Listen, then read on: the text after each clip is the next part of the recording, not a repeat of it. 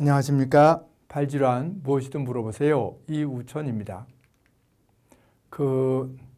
이런 거는 전에도 제가 동영상 비슷한 거를 여러 번 말씀드렸는데 이거를 또 왜 이렇게 한 번 더 말씀을 드리냐면, 그래도 환자분들이, 저는 제가 이런 동영상을 만들고 이렇게 말씀을 드리는 거는 환자분들의 병에 대한 이해를 돕기 위해서 그럽니다. 그런데 그렇게 쭉 얘기를 하고, 물론 다른 분도 이런 걸 한 게 있겠죠. 많이 있습니다. 발목 염좌, 유튜브고 인터넷에 치면 수도 없이 글이 많고 동영상도 많습니다. 의사마다 의견도 조금씩 다릅니다. 그런데 저는 그나마 제 나름대로 제가 이걸 꼭 말씀드려야 되겠다. 이거는 왜 그냥 교과서적으로 딱딱 돼 있는 그런 내용을 제가 말씀을 드리는 거기 때문에, 그래서 이런 거를 똑같은 걸 물어보거든요.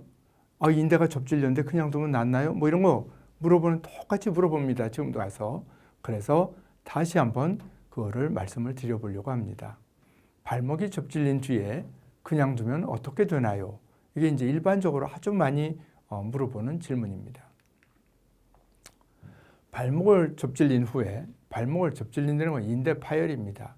발목을 접질린다 그러면 별일 아닌 것 같고, 인대 파열 그러면 갑자기 큰일 난 것 같습니다.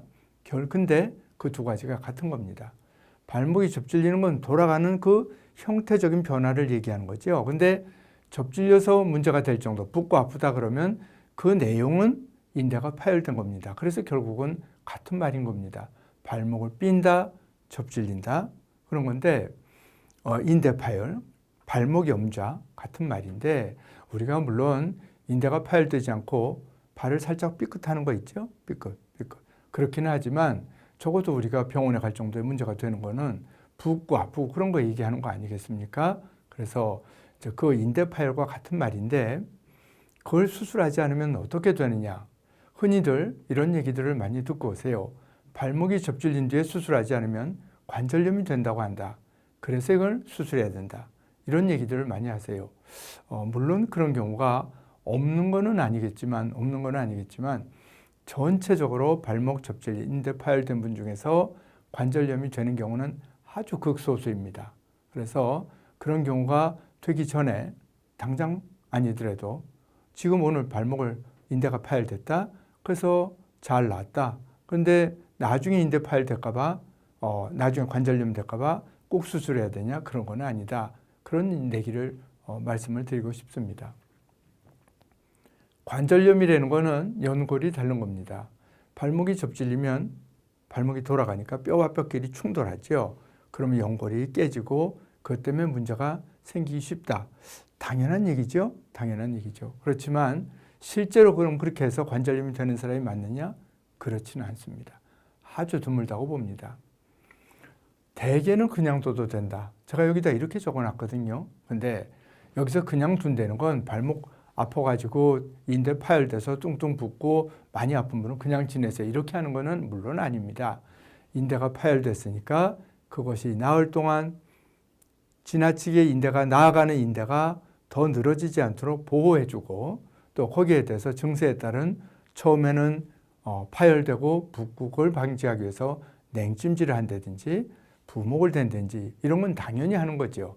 그거는 그냥 둔다는 거는 수술을 안 한다는 의미에서 그냥 두는 거지, 아무것도 안 한다 그런 의미는 물론 아닙니다. 그래서 그 다음에 환자의 증세에 따라서 걷는 운동 또는 근력 운동 이런 것들을 하게 되는 거죠. 근데 그냥 둬서 안 되면 그때 수술한다. 안 된다는 건 뭐겠습니까? 다치고 몇 달이 지났는데도 계속 붓고 아프다, 제대로 걷지 못한다. 그건 당연히 수술해야 되겠죠. 당연히 수술해서, 또 발목이 접질려서 픽 돌아가서 붓고 아프다 그러면 그거는 꼭 인대만 파열되는 건 아닙니다. 실제로 그때 뼈 조각이 생길 수도 있고, 또 다른 여러 가지 문제가 생길 수 있기 때문에, 또는 발목 이외에, 발목 말고 다른 뼈에 손상이 생길 수도 있거든요. 그래서 그런 게 있으면 물론 당연히 그거는 찾아서 처음에 수술할 일은 해야 되겠죠. 그렇지만 발목이 접질려서 인대가 파열이 돼서 대부분의 경우에, 특히 운동선수가 아니라든지 아주 운동을 바로 적극적으로 해야 된다는 사람이 아니면 대개는 비수술적인 방법으로 치료하고, 그것이 적절한 시기 내에, 적정한 시기 내에 좋아지지 않으면 그때 수술을 하면 된다. 이것이 아주 교과서적인 얘기입니다. 근데 이제 환자분들이 또 그러면 이거 그냥 이렇게 두고 보면 되겠습니다. 그러면 이렇게 또 물어보세요. 아니, 인대가 파열됐는데 그게 낫는단 말입니까? 이렇게 물어보세요. 낫습니다. 인대가 파열되면은 인대를 이렇게 파열되면 끊어지는 거 아닙니까? 그럼 이렇게 떨어진 채로 유지하면은 늘어진 채로 나오니까 더 못 쓰겠고, 가까이 있는 위치에서 유지하면은 가까운 위치에서 낫기 때문에 대부분은 괜찮습니다. 그래서 가까운 위치에서 유지하기 위해서 일단은 고정을 하는 겁니다. 발목이 이렇게 접질린 거를 그 방향으로 안 틀어지게 딱 고정을 하는 거죠. 그것이 부목이고 기부수고 그런 것입니다. 그리고 날짜가 지나면 또 거기에 보조기를 하는 거죠. 근데 요즘에는 인대가 터지면은 나는 인대를 관절경으로 수술한다. 구멍을 내서 조그만 구멍을 내고 내시경으로 보고 수술하기 때문에 아주 간단하고 다 괜찮다. 그렇게 얘기를 하거든요. 그래서 이거 뭐 나중에 문제되는 지금 봐서 바로 관절경으로 보고 수술하면 좋겠다. 그렇게 이제 얘기를 많이들 듣고 오시는데, 그것은 꼭 이거를 그렇게 말하는 것이 절대 아니다. 사람 몸에 대해서 뭐든지 절대라는 말은 굉장히 하기 어렵습니다. 그런 말은 의사가 절대로 하지 않는데, 그렇지만 일반적으로 발목이 접질리면 기존의 수술은 절개하고 하니까 그것까지 할 거 없지만 관절경 수술은 간단하기 때문에 괜찮다, 하는 게 더 좋다. 그거는 적어도 이런 학회에서 어떤 그런 말을 한다. 그거는 누구도 받아들이지 않는다고 생각합니다. 그래서 인대가 다치면은 대개는 저절로 파열된 게 나을 수 있다. 저절로 낫는데 낫는 동안 파열된 인대 끝이 서로 가까운 위치에서 유지되도록 해가면서 그 발목의 주변에 근력이고 약해지지 않도록 치료를 한다.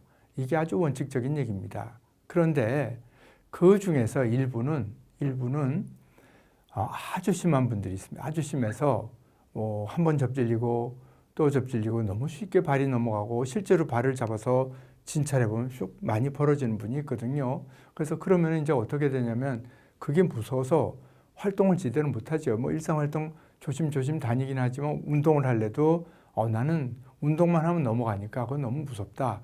그래서 실제로 잘 못한 분이 있습니다. 이제 그럴 때는 물론 그렇지 않고 그냥 인대 파열돼서 적정한 시일이 지나서 한 달, 두 달, 세 달 지나면서 순조롭게 좋아지지 않으면 수술할 수 있겠죠.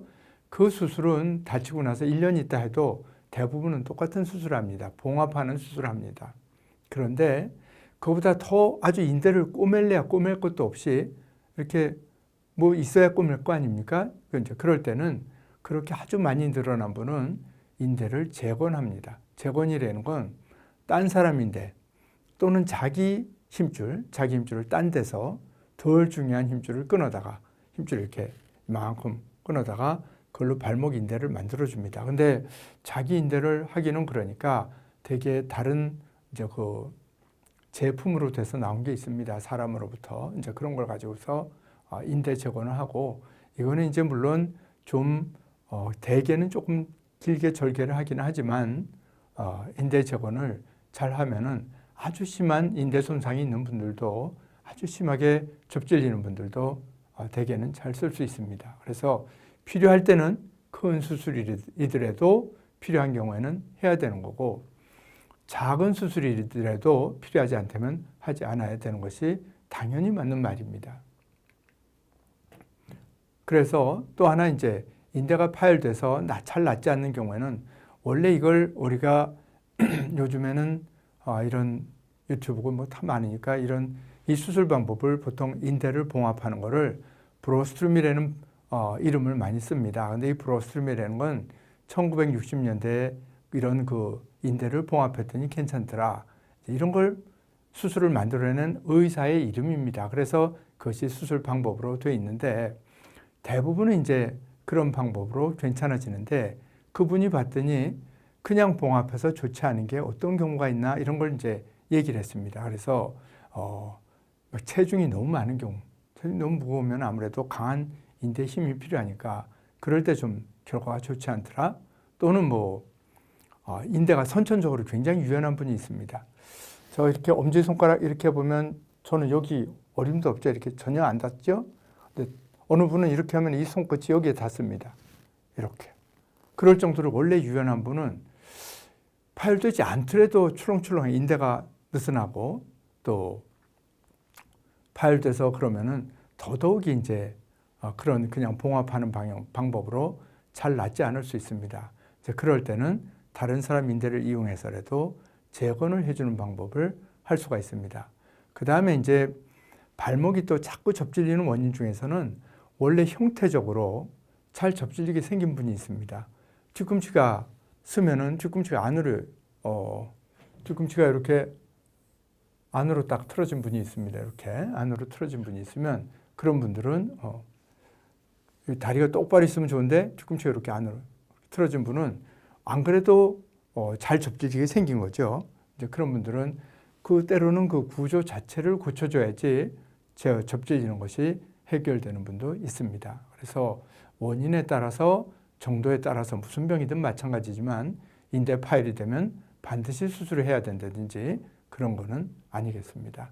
경우에 따라서는 더 이상 큰 수술을 할 수도 있고 또 경우에 따라서는 수술하지 않고 지내도 좋은 결과를 얻을 수가 있는 것입니다. 대단히 감사합니다.